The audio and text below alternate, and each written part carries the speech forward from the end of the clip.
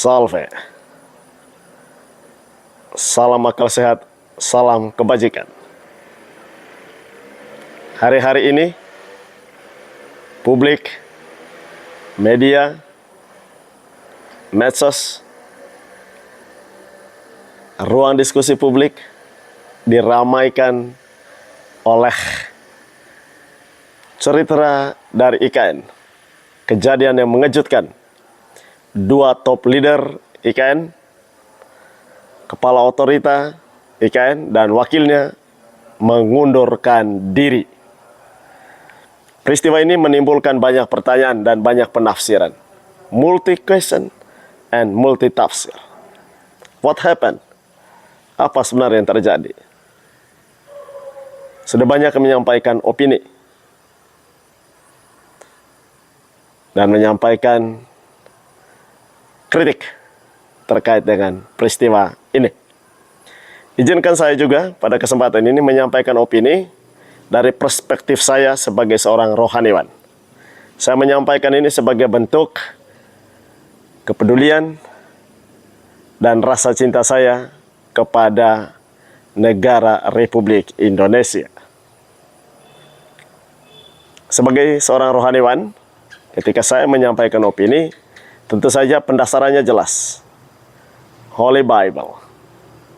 Dan tokoh utama yang menjadi inspirator saya ketika menyampaikan ini adalah My Lord Jesus Christ. Our Lord Jesus Christ. Dalam Injil Lukas bab 14 ayat 28 sampai 30, Tuhan Yesus menyampaikan nasihat yang sangat bijak dan menurut saya sangat ilmiah.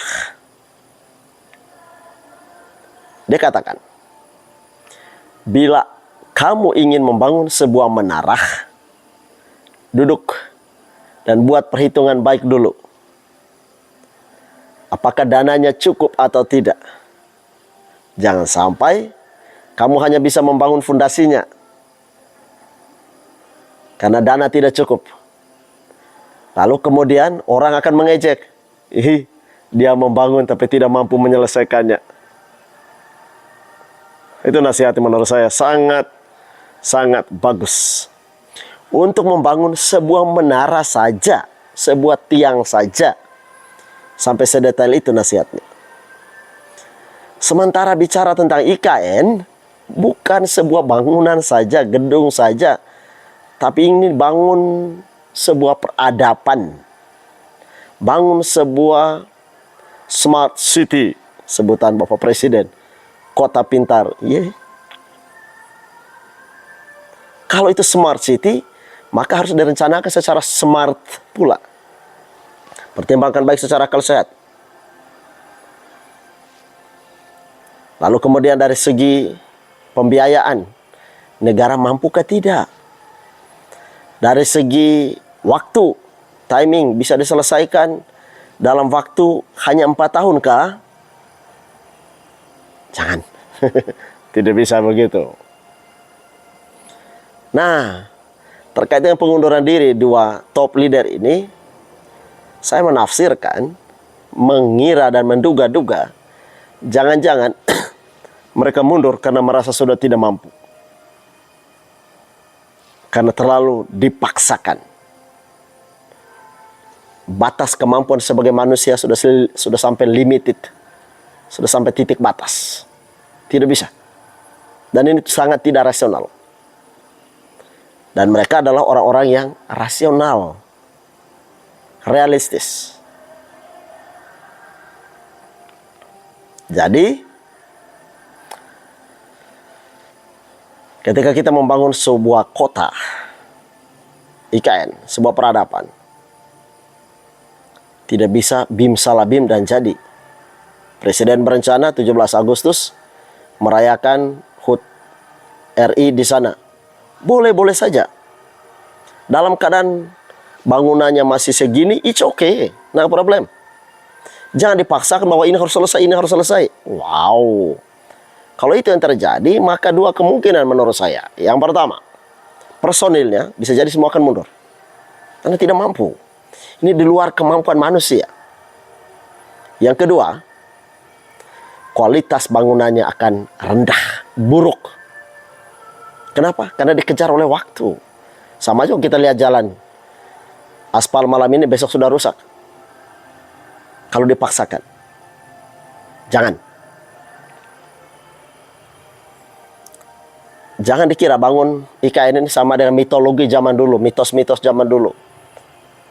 Misalnya ada cerita ketika kita ke Borobudur, ini dulu dibangun satu malam saja dengan kekuatan kosmik. Ya, bisa saja. Tapi yang itu tidak mungkin lagi terjadi hari ini toh. Realistis. Mikir, kata Calontong.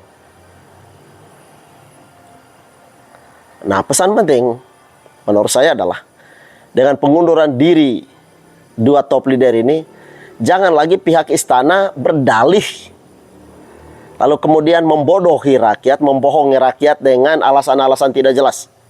Bahwa mereka dipromosikan untuk tugas tertentu. Aduh, omong kosong semua itu.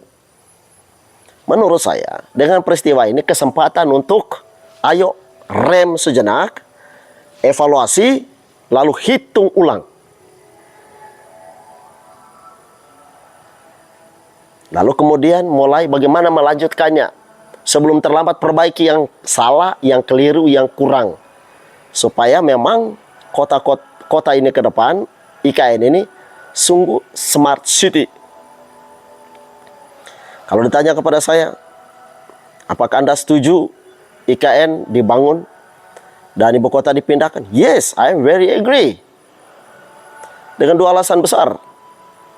Pertama, Jakarta memang sudah tidak memungkinkan lagi. Daya tampungnya sudah terbatas. Saya pernah hidup 3,5 tahun di Jakarta, mengalami sungguh kemacetannya, banjirnya, konflik sosialnya, dan lain sebagainya. It's okay. Alasan kedua, demi pemerataan pembangunan, kemudian jangkauan, supaya dia persis di tengah-tengah. It's okay, I agree.